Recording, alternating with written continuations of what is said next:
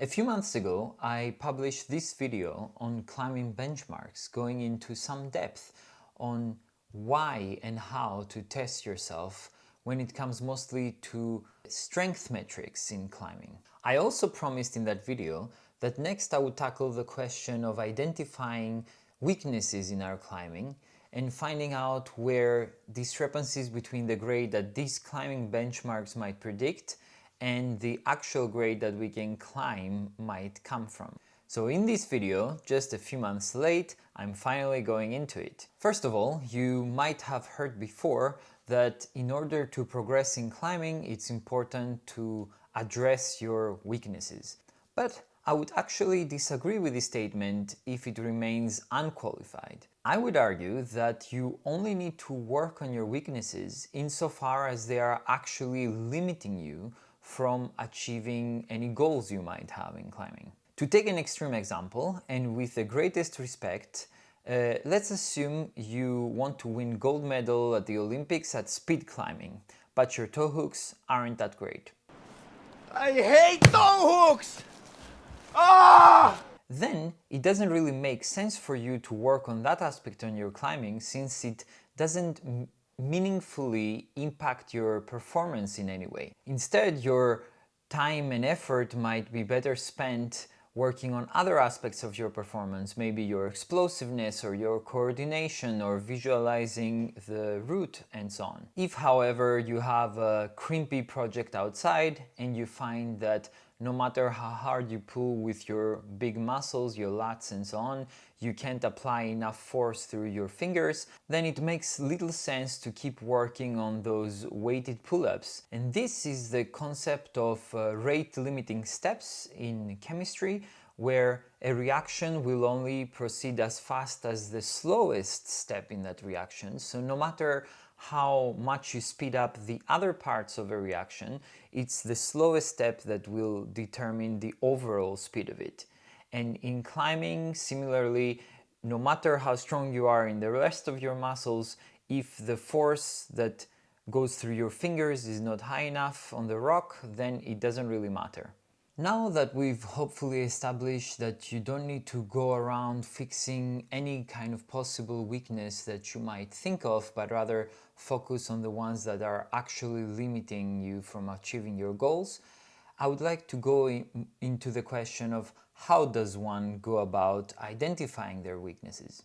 And I thought that rather than just listing out a bunch of potential weaknesses and whether you have them, like if X then Y, if Y then Z, and so on, I thought it would be preferable to have a set of concepts, of frameworks that you can apply to your own climbing to pinpoint your weaknesses, which might be very specific to you and even context dependent. In my mind, these map loosely but fairly well onto certain frameworks from machine learning, and in ascending order in terms of effort required by the learner, you, they would be supervised learning, unsupervised learning, and finally self-supervised learning. And I will now try to explain what I have in mind for each of them when it comes to climbing. In machine learning, supervised learning is the case where we know the targets that the model is supposed to reproduce. And so we train it by giving it pairs of inputs and the correct outputs for those inputs. And then the algorithm has to learn the complicated mapping that links the two. What I mean by this in the climbing context is that you seek feedback from someone who already has the answers to what it means to move correctly versus incorrectly on the wall. And this can obviously be a climbing coach who observes you, hopefully in person, climbing on the wall, and then they can identify, due to their extensive experience, hopefully, what your climbing weaknesses are based on where you are moving correctly or incorrectly. Another very good option here is to ask actually your climbing peers, who will have formed throughout the many experiences they have climbing with you a fairly detailed model of you as a climber, and they will know where your strengths and weaknesses might lie relatively. They will also have the advantage of being more objective than you, since they are less emotionally attached to the outcomes and their ego is not at stake. This general approach requires the least effort from you, since, well, you show up, you climb a bit on the wall in front of others, and then you get their feedback. An approach that requires quite a bit more effort on the part of the learner is unsupervised learning. And this is the case where the actual ground truth for what the outputs have to be is not known. Instead, what needs to happen is that the model, the algorithm, or whatever in machine learning has to find interesting patterns from the data itself. A common example of this in machine learning is clustering, where you would try to break down a kind of big mess of clouds of data points into some small number of hopefully interpretable clusters based on some similarity metric between those data points. In climbing, a way to apply this would be to keep a climbing logbook and then try to identify patterns that are repeatedly seen in your climbing. For example, do V5s always look easy for you on a roof,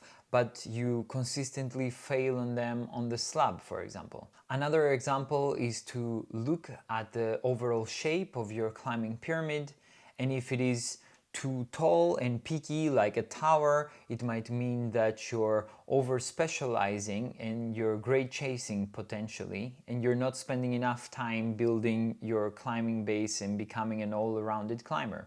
But if on the other hand it's very wide and flat, it might mean that you're not actually trying hard enough to push that top end of your grade. Another instance of this general class is outlier detection.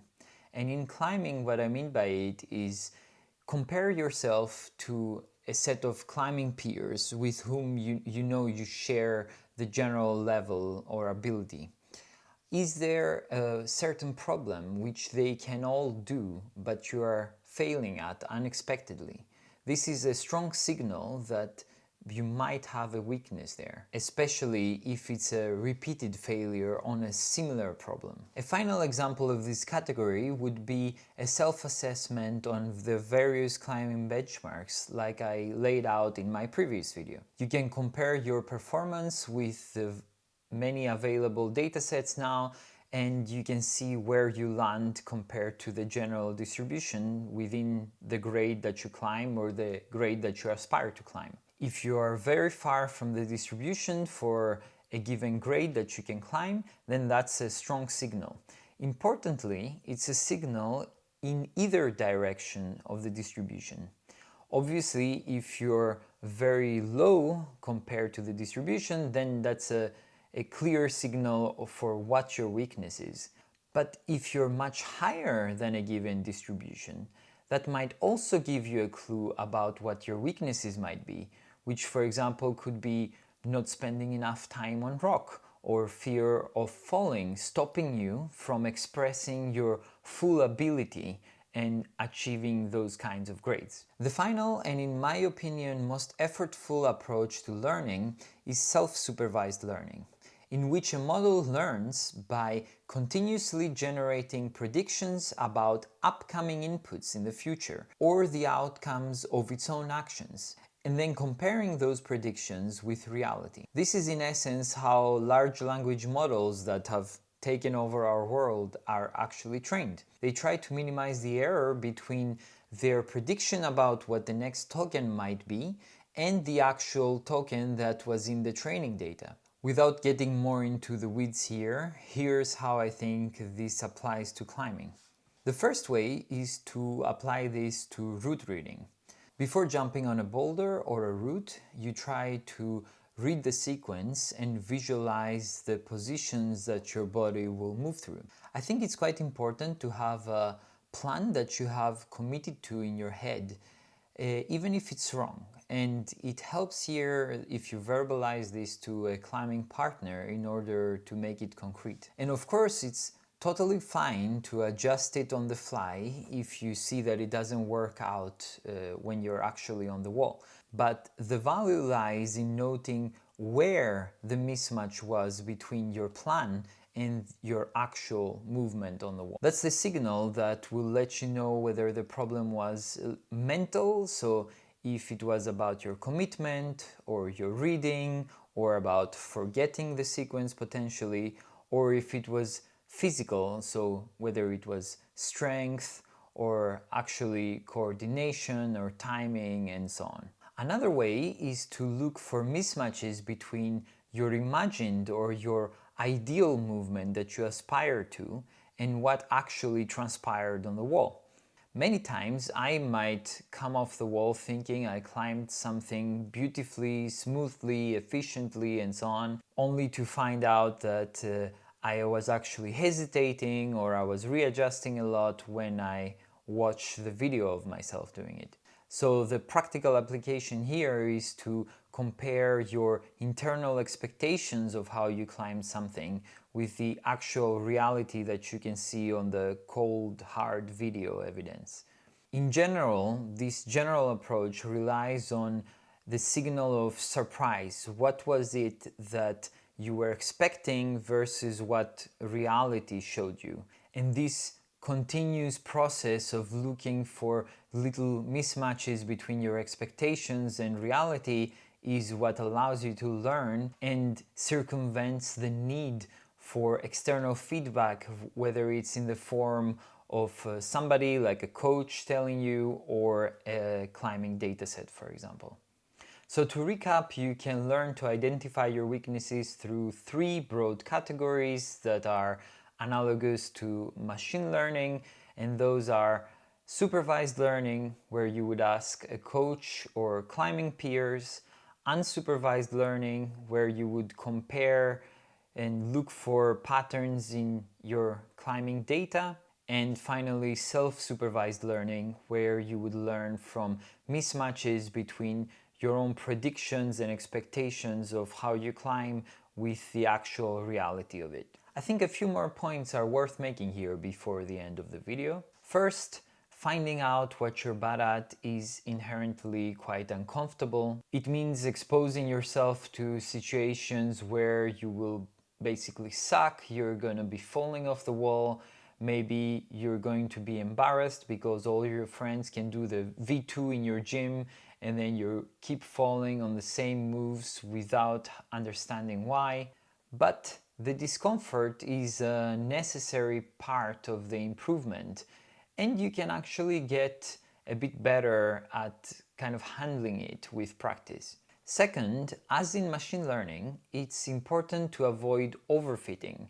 So it's important to avoid making big generalizations from small samples of data.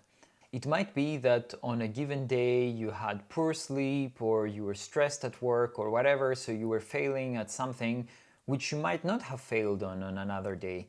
So it's important not to draw too ironclad conclusions from single examples. But if something is a pattern, so if it's repeated time after time after time, then that's a signal you can trust.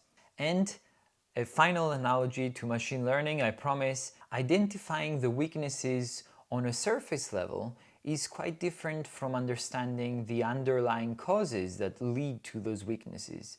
And this in machine learning is known as credit assignment, and it's a whole kind of another video, I would say, by itself. Alright, I hope these analogies made sense to you the way they kind of make sense in my head. But if you're not a climbing tech bro and this didn't resonate with you, then I'll be happy to hear about different frameworks that people might have to think about these kinds of questions. For more videos like these, please subscribe to my channel, and thank you all for watching, and see you in the next video.